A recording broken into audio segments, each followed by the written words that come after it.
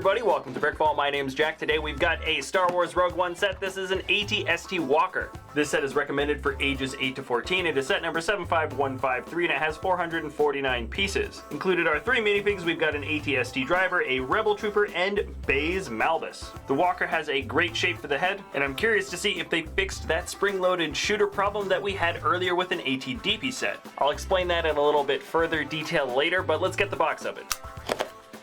Alright, so the box contains 3 bags, some stickers, a small manual. Let's go.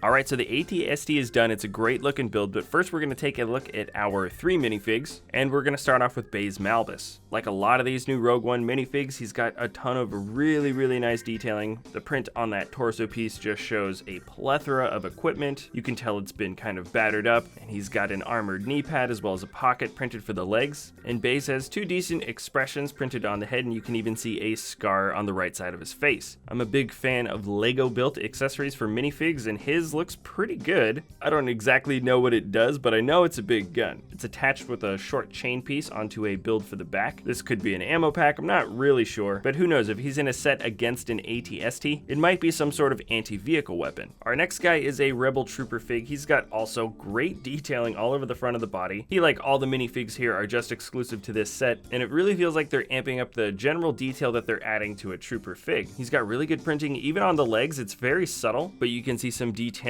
for pockets, and heck, even a belt on the groin piece. I like those strap designs all the way around the back, and he's got an individual mold for a helmet, or sort of a cap with that metal rim. It definitely looks reminiscent of what the Rebel Troopers wore in the Battle of Endor, but that really is a great mold, and there's even some really fine detailed printing on it. He comes with a short blaster rifle that has a Technic pin on the end, and let's check out our brand new AT-ST driver. This is a new kind of print for this sort of minifig. Though he is simply wearing a gray suit, there is a lot of nice fine detailing to show wrinkles, as well as some pockets, and I guess some general lines to show stitching. The print for his face is new. He's got a chin strap there with 2 expressions, and this time the goggles are not printed on the face, but instead printed on the top of the helmet, like he's kind of got them flipped up. It's a nice touch, and it's a good way to show some variation between some of the other drivers. But alright, let's check out this new AT-ST.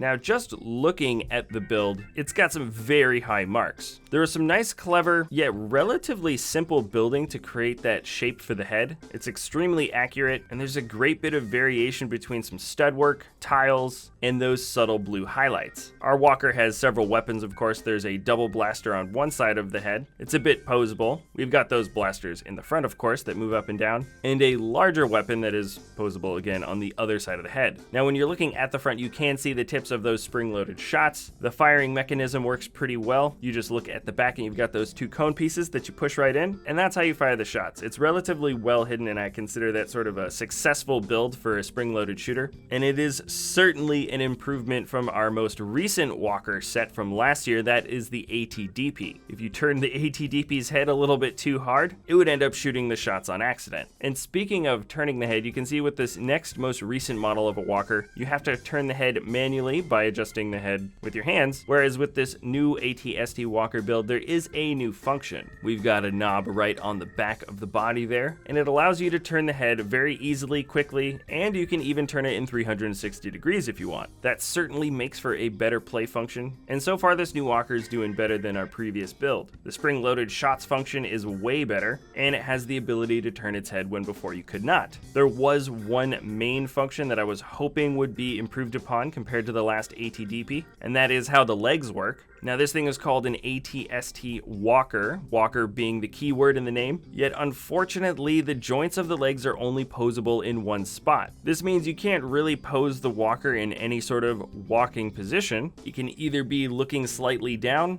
or slightly up. In fact, there's only a couple of ratcheted points in the joint that even work for this thing to be standing on its own.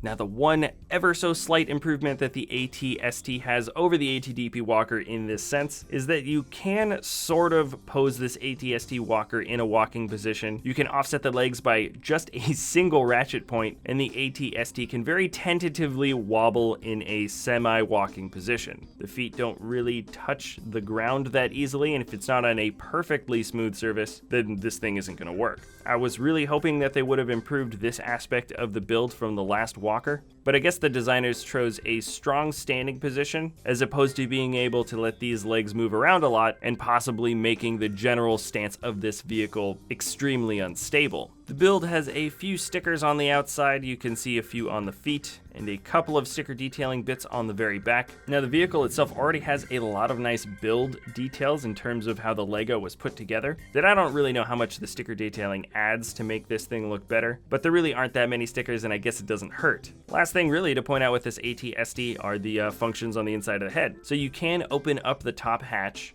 and there's some hand railings on either side there, so you can have a pilot sort of posed sticking halfway out the top if you like. But if you want to just get inside the cockpit itself to get either a minifigure sitting in there or just check out the interior, you can just lift up the entire top part of the AT-ST. There's a nice big sticker that shows the control console for the driver. You can see where he sits down, and behind him he does have, I think that is a thermal detonator piece. And the rest of the interior just generally shows the sort of Technic underlay that keeps the head together. Anyways, here is the set one more time, the AT-ST walker with the 3 minifigs. I like the minifigs a lot. I haven't been disappointed with any of the Rogue One sets in that sense. The price for part ratio for this set is relatively good, and I'm comfortable saying that this is the best version of an AT-ST that we've gotten in LEGO so far, both in terms of its looks and its functions.